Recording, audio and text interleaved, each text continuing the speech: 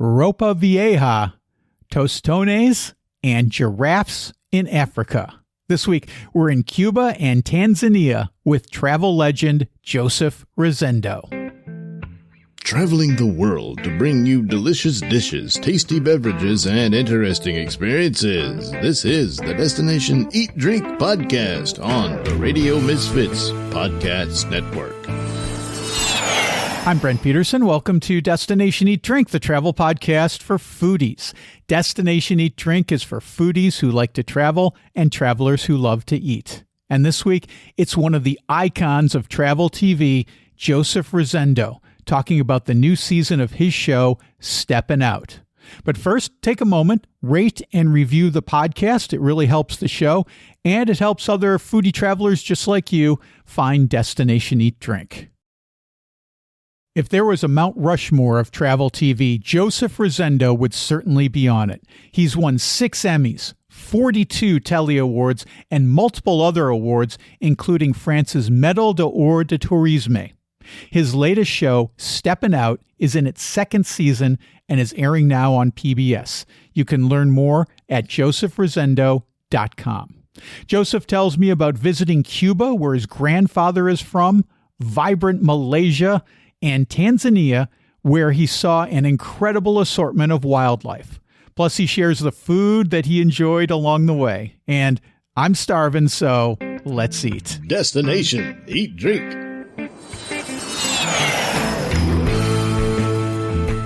Joseph Rosendo, welcome back to Destination Eat Drink. It's great to have you back on the show to talk about season 2 of Steppin' Out. Yeah, it's great to be speaking with you, Brent. Hope you're having a good time where you are. Yeah, Portugal's lovely this time of year, and California's lovely all times of year, so I'm sure you're enjoying it too. Right. I've been lucky enough to watch the new season of Steppin' Out, and boy, I got to say, you know, you've been doing this for a long time. I think you've even topped yourself on this one. What a fantastic season you've just put out.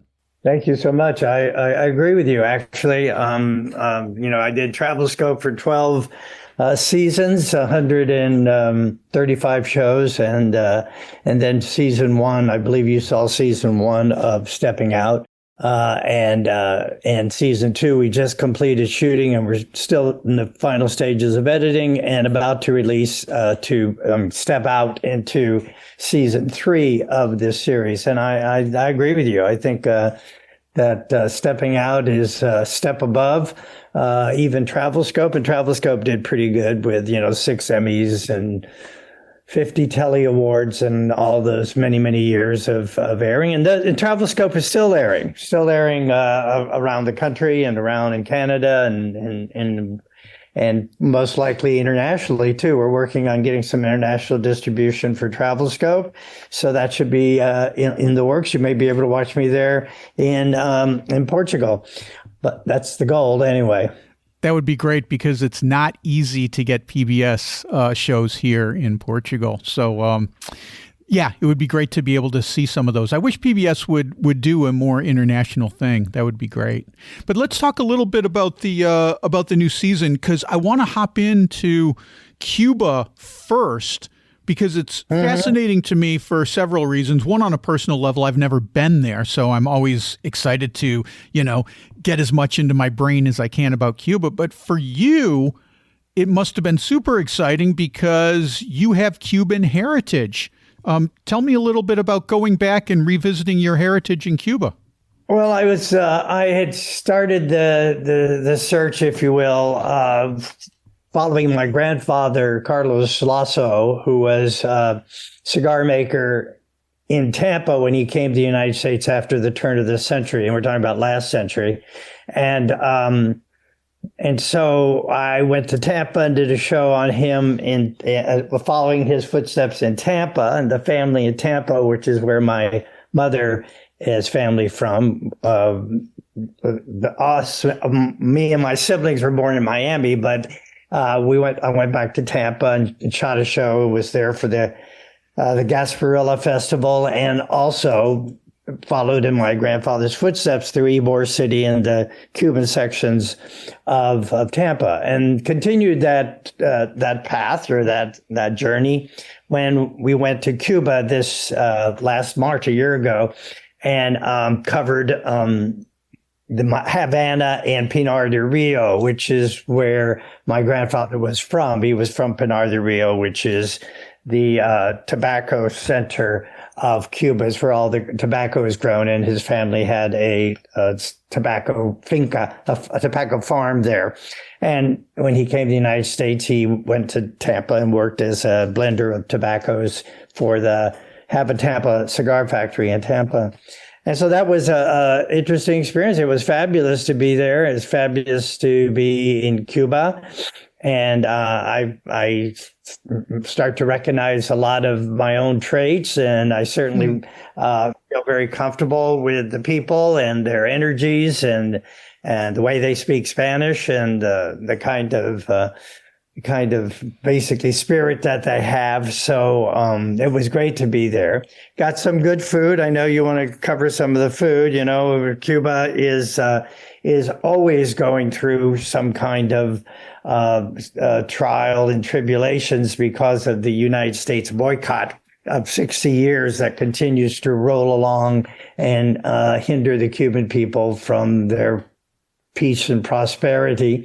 And so when I was there, I did have some great food. I mean, we had some very traditional foods, tostones, which are plantains, kind of a banana family. People know it as plantain chips, and they get it at Cuban-like restaurants here in the United States.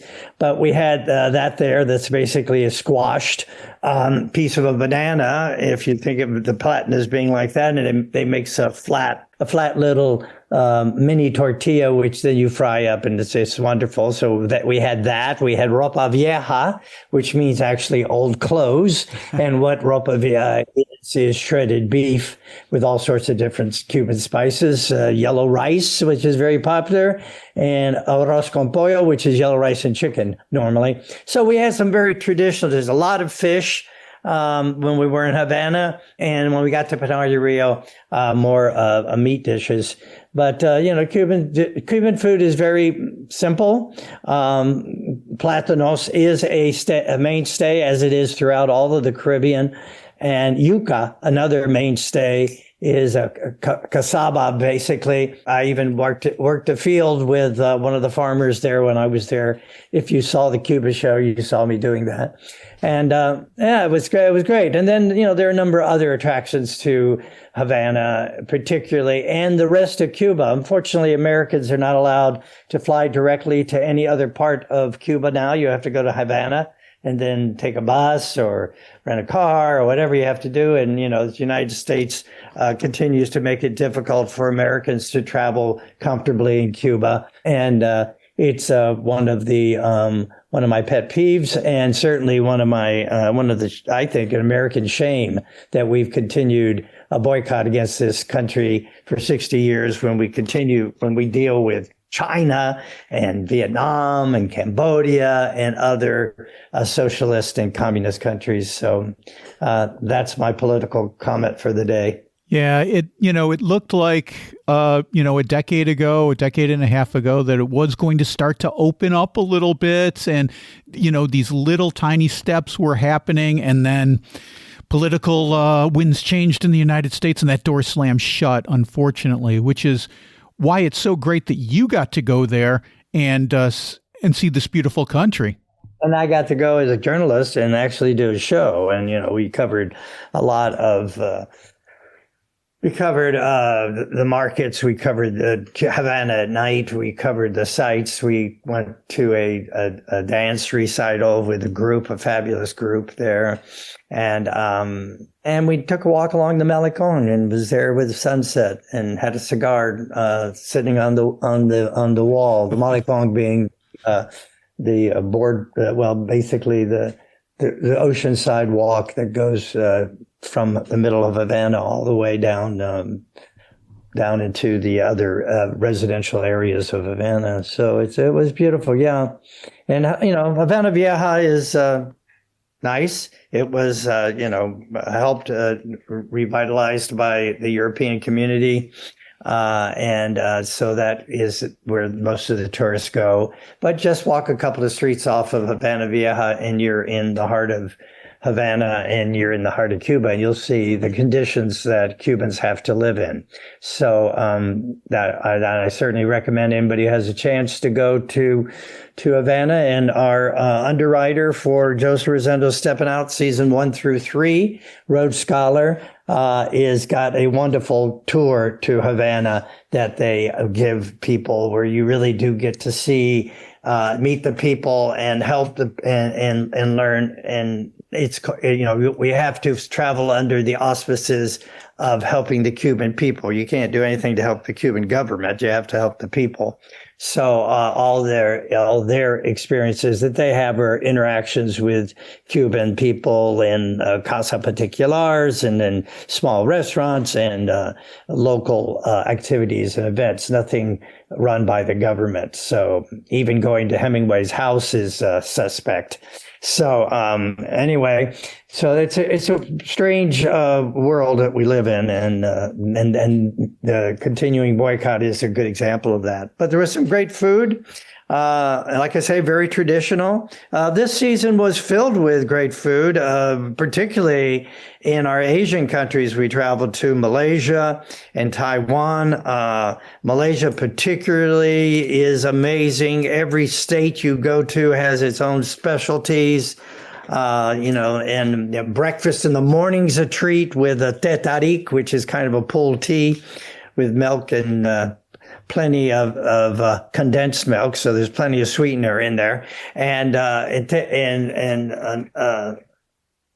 nasi lemak, which are these banana wrapped meat and rice dishes. And then, of course, Malaysia being multicultural with the Indians and the Chinese and the indigenous people, you have a full menu, a few choice of different exotic foods that you can try while you're there. So if someone's doing if you got a real foodie who wants to really have a new experience, I would definitely recommend Malaysia.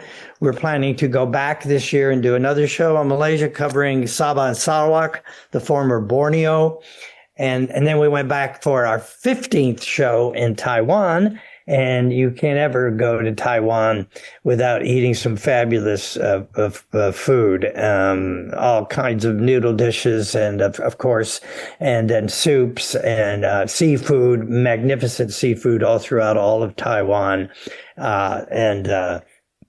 Yeah, it was great to go back for the 15th time. I hope we'll be able to go back again this year and cover another aspect of Taiwan. But it gives you an idea of how diverse that country is. If I've been there 15 times and have never covered the same thing twice. So that's pretty amazing. Yeah, you are just holding the flag up for Taiwan. I mean, I've had you on the show before, and you were talking about how much you love Taiwan, and you've done all these episodes on Taiwan. What is it? Is it the diversity, the friendliness of the people, the beautiful landscapes that keeps you coming back to Taiwan over and over again? It's all of that, all of the above. I mean, Taiwan is a very diverse for an island country. It has islands on its islands, so you can go out to the islands where indigenous people live. They have 14 different indigenous tribes in Taiwan, plus the Han Chinese, of course, which were the people who came over back in the early days. And then, of course, you had the big influx after the Chinese Civil War. And you had Chiang Kai-shek and the people from China bring over a lot of the treasures of China. What I really love about Taiwan is that if you really want a China experience, if you want to go to China, go to Taiwan. because that's where the heart and soul of the Chinese people still remains and is alive and well. All the spiritual side of the Chinese people, all their traditions and customs, unadulterated by any kind of cultural revolutions or the kinds of things that they went through in China proper. So, and people it's a prosperous country. There's lots and lots of agriculture. Rice, of course, a major product of the country. So most every dish you can have will either have rice or noodles with it, and they're fantastic. People have been. We spent some time with a family that had been making for generations, 3 generations of family that all they did make noodles, and they're delicious noodles actually. And some, they do. They have a lot of different aspects in the country too. It's a very mountainous country, so you have Toroko Gorge, which is kind of their version of our Grand Canyon. And then you have beautiful mountain villages that you can visit. Once again, many of them places where you'll find the indigenous people, which have their own culture, their own songs, their own language, their own foods. It's just in a small country, it is crazy diverse, and a million festivals. I mean, whenever you go, there'll be a festival going on somewhere. There are national festivals. There are festivals, pilgrimages, honoring one of their gods, Matsu, and so yeah, it's a wonderful country. If you're not familiar with Asia, it's a wonderful place to start because Americans would feel very comfortable. They love Americans. Of course, they're constantly under threat by the Chinese, and so if it wasn't for the United States, they probably wouldn't be even existing. So so they love Americans, and they're extremely friendly, and just to really know how to have a good time. And there's things to do for all the ages, not just for people who are older and want to have a more controlled type of experience, a tour. There's a lot of lively nightlife in Taipei and throughout any of the major cities. Traveling around the country by train is a wonderful thing to do. There are all sorts of different kinds of train experiences you can have, high speed, local trains, the small little trains that go up into the mountain communities. So there's just a ton of stuff to do. You could, anything that in your interest, nature, they have national parks. They have a number of national parks or national scenic areas. I came back from the Elan coast, up in the northeast coast in Elan, National Scenic Area. That's what our last show was on. And we found all sorts of wonderful things, cultural centers where you could learn how to dance opera. I tried my hand at that and wasn't very successful at it, but at least it was fun to do. Nice. Well, all right. So we're gonna pop all over the planet here because you jumped all over the planet on this season. And the next place I want to talk about is Tanzania, another place where I haven't been before. I was just struck at all the parks that you went to and all of the amazing animals that you got up close with, especially the giraffes, but man, so many cool animals that you can see. Is this something that's available to regular people? Like if I were to go there without a film crew, could I have the same kind of experience that you did, Joseph? Absolutely. Absolutely. I went with a group called Holbrook Travel, and they're a family-run operation that's been around for, 50 years. And Andrea Holbrook was with us on the trip as well. As a matter of fact, or she was on her own trip, and we were doing our thing. It's the way you have to see the country. You go with a guide and you visit their national parks. I've never had an experience like I've had several safari experiences in my career, but never anything like the Tanzania experience. I've never so many animals. We would talk about layers of animals, where you would sit in a open area or in a plains area, and you'd see elephants and giraffes and warthogs and guinea hens and baboons and birds. I mean, it was like layers and layers of animals. I mean, I've never seen the number and the accessibility to them. And since they're in their natural habitat, they're comfortable being where they are, and they're not really affected by your presence. They're acclimatized enough to tourists coming in visiting them.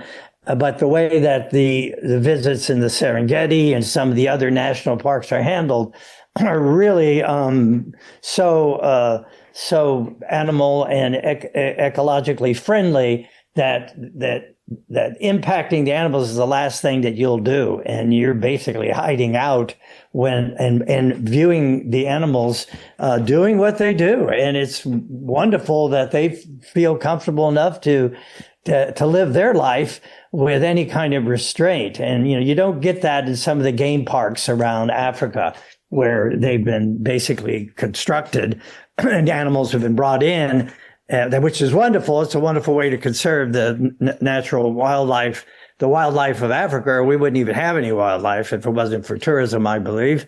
And but Tanzania is something else. We went to 4 of their over 20 national parks, and all of the national parks have something special to offer. Of course, the Serengeti is the famous one. We were there in the spring, so everything it truly was the green hills of Africa. And the people, never mind the animals. Okay, let's forget about that. Let's move over to the Maasai and all the other tribes that are in the area. The people who live in the cities and the life they have. We went to a market. I love going to markets and experiencing the cities and the life of the people there. So that was another experience all by itself. So, yep, it's just, whatever trip you were thinking of taking somewhere else, just cancel that and plan your trip to Tanzania. Because that's more than a bucket list. That's a must list. You will not ever have any experience like that anywhere, because it is a very special and unique experience. It looked amazing too, and I'm glad you brought up the market, because I loved when you were walking through the market. What kind of food do you get in Tanzania? What kind of stuff did you enjoy?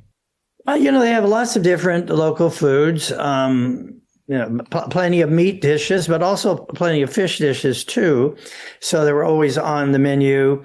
A lot of different sauces. Not very spicy food that I found. Wasn't spicy for me, but it was very. A lot of vegetables too that are part of the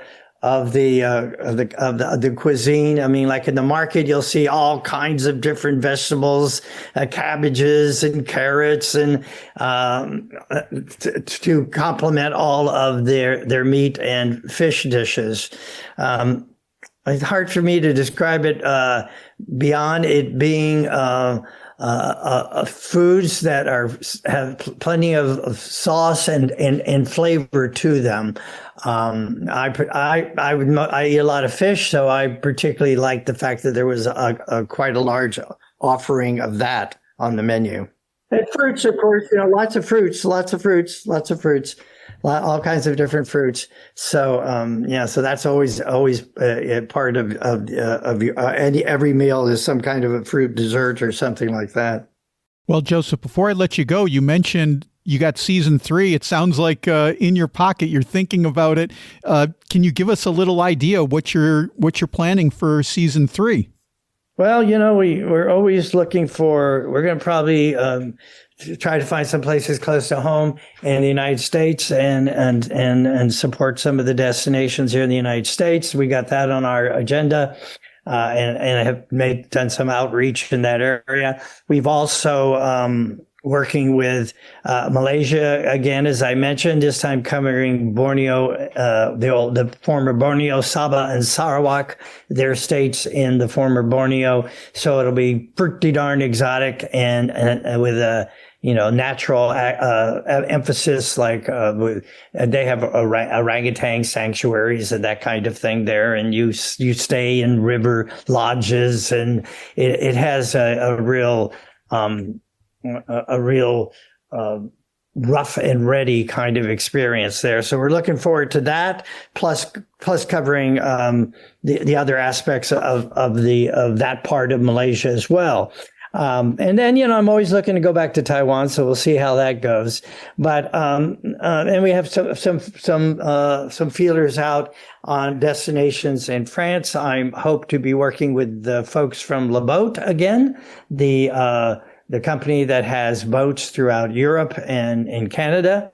And you basically drive your own boat. There's a kitchen on board and accommodations, and through either canals. You're either going down through canals or with going through the locks of canals, or you're going through some of the smaller and less inhabited or less trafficked rivers of Europe. And they're also in Great Britain and Ireland as well. And one of our shows for season 2, as you perhaps saw, was with the Le Boat people on the River Shannon, and we're basically covering the center, the heartland of Ireland, and we did it by being on the boat and stopping off at the little villages along the way, and covering the history and the life in that part of Ireland. So there's a couple of things we're working on.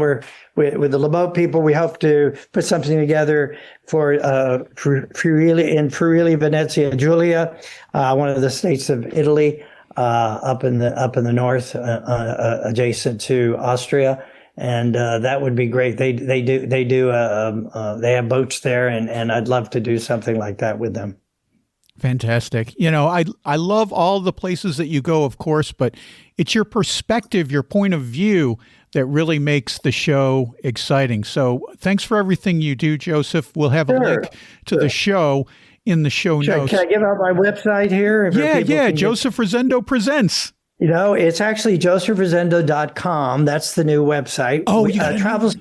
Okay. And we still have travelscope.net too. So you can see the old Travelscope shows at travelscope.net, or go to josephresendo.com. And then you can find us online, of course, on all the media sites, Instagram, Facebook, TikTok, all of them either under Travelscope, Joseph Rosendo, or Joseph Rosendo Presents in that case. Okay, very good. josephresendo.com. Look him up there. Joseph, I always ask you, you've been on the show several times and you've been very generous with your time, but I always ask you to close out the show with the same way that you close out your show, with that quote from Mark Twain. Would you gift us that again this time? Sure. I always love to say at the end of every Stepping Out show, I've added to it a little bit, but it's, I like to say, until we meet again, remember the words of Mark Twain: travel is fatal to prejudice, bigotry, and narrow-mindedness. And may your next adventure always be your best. Perfect. Inspiring. Thank you, Joseph. Talk to you. Take care. Okay. That's the one and only Joseph Rosendo. Like he said, you can learn more at josephresendo.com. And if you want to hear more from my conversation with Joseph, check out my Substack, where members have access to the full interview. Joseph tells me about being in Iceland for the summer solstice, where they get almost 24 hours of daylight, and sampling the local fermented shark. Become a member and listen at destinationeatdrink.substack.com. Well, that's it for this week. Next week, crispy pastries in Naples, pho at 5 a.m., and panicking over a forgotten pastel de nata with Daryl and Mindy Hirsch, the two food trippers. Until then, get over to destinationeatdrink.com, where I've got tons of new foodie travel stuff, including the unique Bruges waffle. You've probably heard of Belgian waffles, maybe even heard of Brussels waffles and Liège waffles, but there's another waffle you can only get in Bruges. Read about it at destinationeatdrink.com/blog. I've also got a brand new video out. This one is about the medieval town of Medina, Malta. I explore some centuries-old ancient catacombs and have an amazing farm-to-table dining experience. Watch that video by clicking on the video tab at destinationeatdrink.com, or you can go to my YouTube channel. That's youtube.com/@destinationeatdrink946. I've also got dozens of foodie travel guide ebooks for you to download, all the best things to do, dishes and drinks, everything you need to plan a delicious trip to Lisbon or Porto, Seville or San Sebastian, and lots more. Check them out at buymeacoffee.com/destinationeatdrink. Destination Eat Drink is distributed by the Radio Misfits Podcast Network and Ed Silla. Thanks, Ed. I'm Brent Peterson. I'll see you down the road. Join us next week for another culinary adventure on Destination Eat Drink, a presentation of the Radio Misfits Podcast Network.